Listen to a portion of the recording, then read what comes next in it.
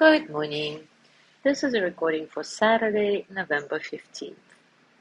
The Zen story for today is titled The Fire That Danced Back. The monk built the fire differently that evening. He didn't need the warmth. The night was gentle, but something inside him pressed against stillness, an itch, not of restlessness, but return. He moved through the clearing with a slow urgency, gathering wood from the cedar's roots, choosing pieces that felt right in the hand. His chest tightened as he knelt to build it. A strange resistance bloomed inside him, fear maybe of being seen, even in the dark. His hands shook slightly as he placed the first log. A faint paw print circled the fire's edge, pressed deep into the earth, as if the fox had already been there, as if it had traced the spiral first. He lit the match. The flames caught slowly, like breath relearning how to begin. They twisted upward, forming different shapes and symbols before dissolving into sparks that hovered in the air too long to be natural. He stepped back, then forward.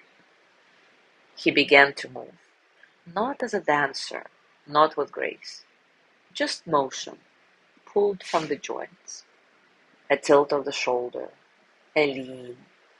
His feet shifted without plan, drawing uneven circles around the fire. The flames flickered toward him. The air pulled away. A ritual had begun, a ritual with no meaning and music. Then a shadow moved with him, or ahead of him, the fox. It circled opposite him, swift and low, its body carving tighter spirals. Its speed pulled something loose from the monk's rhythm. He stumbled, almost fell, his foot catching on the edge of his own momentum. The fox did not slow. His breath hitched. His limbs flared out to catch himself. He nearly stopped, but didn't. Instead, he leaned into the wobble, let it carry him forward. Something broke inside his pacing, a rhythm that wasn't his own, but that welcomed him like an old drum beat rediscovered. As he regained his balance, the fox slowed too. Their movements no longer mirrored, but resonant, wove together like smoke finding its way through trees. He stopped. The fox stopped. He bowed his head, as if not knowing how else to end. The fox sat, its gaze steady, the flames painting gold across its fur. He lowered himself to the ground. The fire crackled once, louder than expected, and then settled. The monk looked down. The paw print beside him had blurred. He felt something shift in his spine. That night, the fire burned lower. The clearing breathed slower. The stars blinked like they were trying to remember a dream. Take a comfortable position, and as always, take a moment to relax your body, arriving into stillness. Maybe close your eyes and take a few nice, satisfying breaths in and out. Feel the breath entering your nose, cool and light, and then feel the warmth as you exhale, releasing tension, allowing you to soften a bit. There is no need to change anything. Just observe and notice the space around you, the quiet spaces between sounds. Be here in this moment, just as it is. And when thoughts come, let them pass, like clouds, like ripples, like water.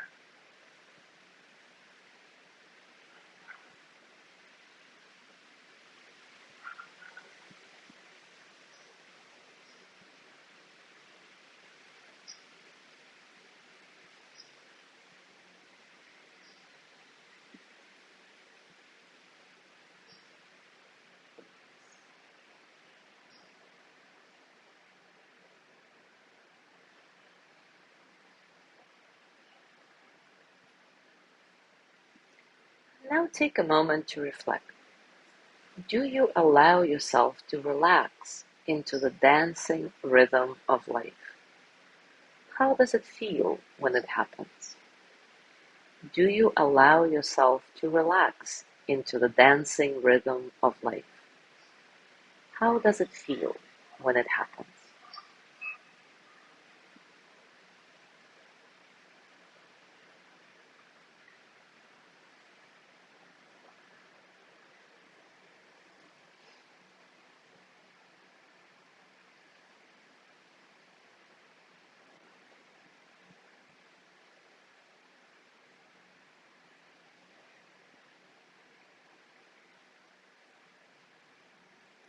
Now bring your hands to your heart and send the energy of loving kindness to yourself. May I be filled with loving kindness. May I be well in body and mind. May I feel cared for, protected, at ease. May I remember that I have enough, I do enough, and I am enough. May I touch deep, natural peace. As you gently let go of the practice, scan your body and notice what's going on for you right now, physically, emotionally, mentally. How are you, really? And as you go through your day today, I invite you to continue with this reflection. Do you allow yourself to relax into the dancing rhythm of life? How does it feel when it happens? As always, enjoy your discoveries. Thank you so much for being here today. Have a lovely day, and I will see you tomorrow.